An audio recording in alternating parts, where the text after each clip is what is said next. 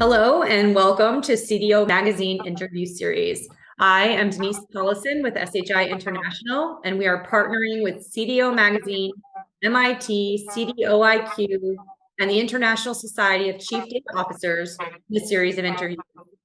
Today, I have the pleasure of talking with Benjamin Wiles, who is the CDO at Clemson University. Welcome, Ben. Hey, Denise, it's great to meet you. And yeah, thanks for having me. I look forward to it.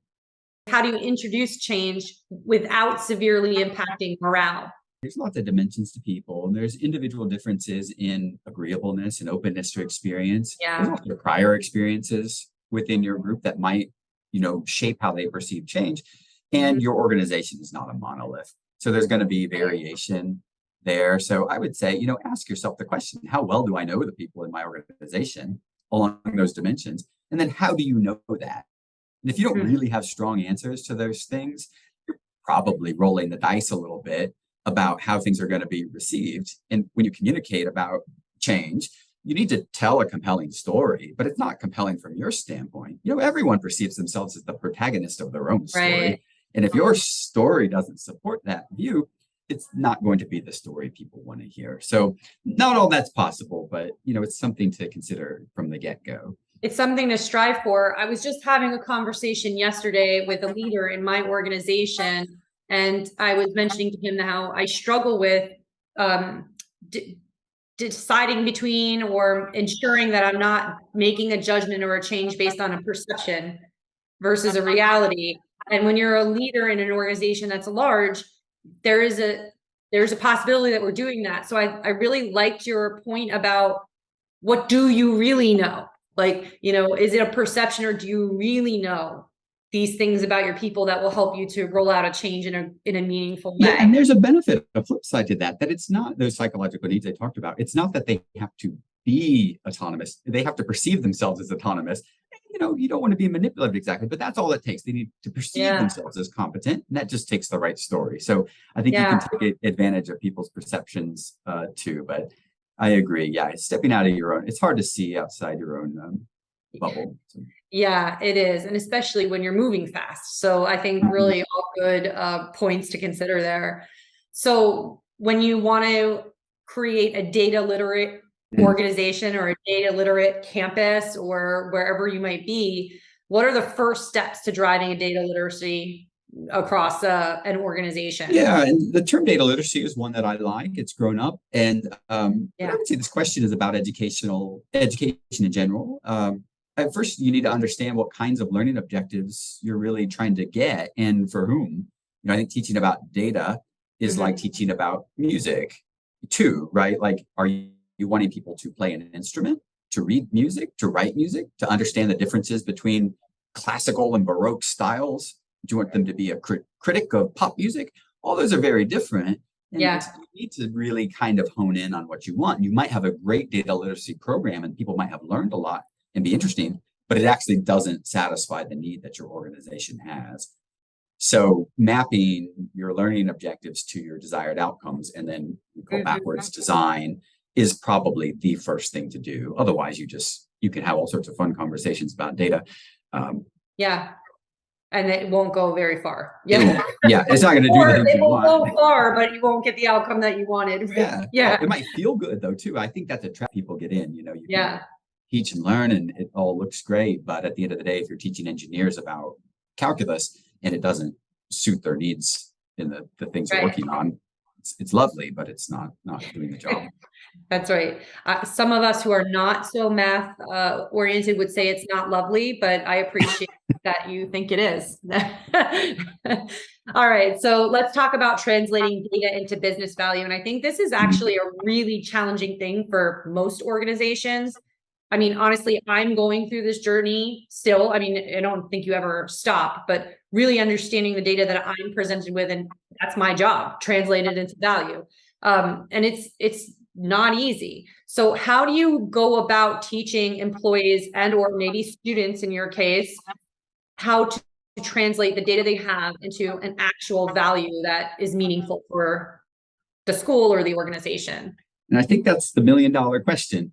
All this activity you could have and all the knowledge you could have, if it doesn't translate into something, you really, in some ways, have wasted your time too, even if you're in a class, right? And you can't apply it to what you're doing. But I would say before data can be applied to a context to really build, any kind of value, that the employees or the students need to understand their context a bit.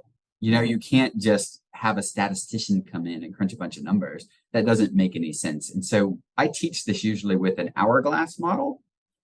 And so at the top of the hourglass, we think about big, ill-defined questions and topics and ideas, and that are important for the values of your business and the real strategic vision, however you want to craft those. You need to be able to rein those in a little bit into better operationalized questions that a human could still understand, that are more well-defined. And no data or analysis has occurred yet. The part where data literacy really comes into play is being able to translate those well-defined human questions, business questions, into analytic or statistical questions that you both have the data for and you have the methods for to analyze. And so once you've done that and you're at the tippy top, super focused part of that hourglass, and the answers that pop out of those methods, you need to understand the uncertainty around those, but they form the top of the bottom. And they have to be, if you set yourself up for success, you did this part up top well, those answers then will answer the humanistic questions and then translate to drive those big, lofty ideas that we go. So having taught mathematics and statistics now for 20 years, this doesn't happen overnight. Even that middle bit, that's the real, the engine churn. But without both business knowledge and that data literacy, the mappings, you're really going to get nowhere in generating that value end to end. You might get lucky, but you'll probably spend a lot more time and money trying to do it that way too. I've never heard about the hourglass. I love that symbolism for the process. Actually, it makes so much sense. That's really helpful. All right, so back to organizational change.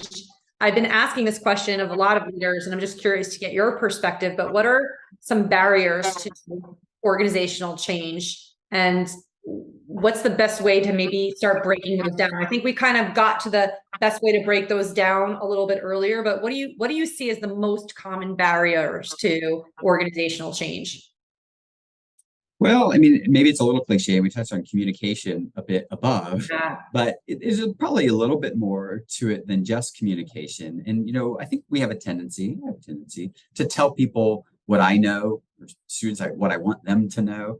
And that's probably not the right frame for really getting things done. You need to tell people what they need to know, whether they're an individual contributor or they're an executive. And that is very, very hard, and there's something that we call the curse of knowledge. And it's this idea that once you know something and it's firm in your mind, you can't imagine how somebody else doesn't understand this. And in fact, you can't even understand how you didn't understand it all along. You always do this. Of course you didn't. And people will understand, how this develops, of course. But you need to get around that. So in terms of learning theory, there's something we call the zone of proximal development. So it's the set of knowledge and skills that someone could do or organization could do with a little bit of support, some scaffolding around that. So in a nutshell, it's the reason we don't teach calculus to kindergartners. That probably makes sense to everyone, but I think that idea really can be applied to any kind of change.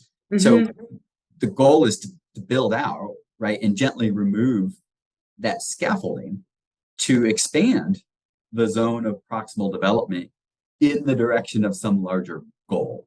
So if you're operating outside your organization's or an individual's zone of proximal development, or if you don't provide that scaffolding to support them, your initiative is at best at risk to do. And that is very, again, learner-centered or employee-centered to know where their zone is.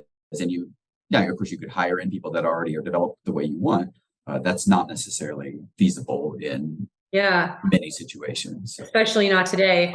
So these words are going to stick with me. Tell them what they need to know. Tell them what they need to know. That's a really, really important point that you made there. Do you think that organizations have a lot of work to do to get to or to change processes and leadership mindsets and or workflows to enable that to happen? Like, what does that look like in an organization? I'm already thinking about it for my own organization. How do we get to the place that we know what they need to know? And then I guess from my point of view, I'm thinking, well, that's going to require maybe potentially more transparency than an organization is used to giving, or right? So thoughts on that? I think a lot of this is subject to organizational culture and the way that that is shaped over time. So you want a psychologically safe environment where learning is accepted, failure is part of the process, struggle is normal and part of growth and so on. So if you don't have those fundamental things, you end up with incentive type programs too, where there's sticks and carrots and things. And those things are motivators, but they're not very good motivators. They're not sustainable. They don't rely upon, you're not going to get the real value out of those. So I think it depends upon your real leadership strategy and the nature of your organization. If you're really hiring people and it's meant to be kind of a one and done thing, you're not really going to be able to shape that culture very well either.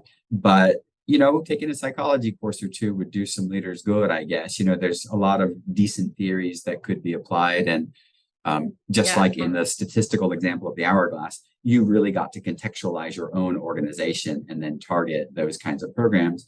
And you're not going to get everybody either, right? There's no panacea, but you should expect what you put into it to get out, I think, so. Side note here, I was a psychology major in college and I went into sales. And my mom has, always been like, why psychology? I'm like, I'm using my degree now, Mom. I'm using it now. So I agree with that point about probably would not hurt to give our leadership just no matter what industry you're in, a little bit of education on psychology and how people think and, how emotions play into decision-making and all of that, right?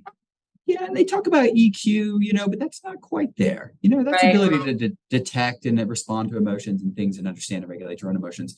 It's probably a bit broader than that, than EQ. Yeah, I would encourage people to look into. I guess I'm not as familiar with organizational psychology, but it's got a lot of similar characteristics to education. It's these big systems, I think it does. I think EQ, the way I frame EQ, because I do a lot of reading on these things, but I think to me, EQ, it's important, but I think it's just surface. It's just the surface level. And I think we need to get, in order to kind of get where you're talking about, where we can tell them what they want to know and or humanize the change management process and all of those things, we got to get down deeper into the understanding of what that means and how to do it, right? So I think you're right. Yeah. Thank you so much for sharing all of your expertise and your thoughts and perspectives with us. Really great conversation. And for everyone listening, please visit cdomagazine.tech for additional interviews.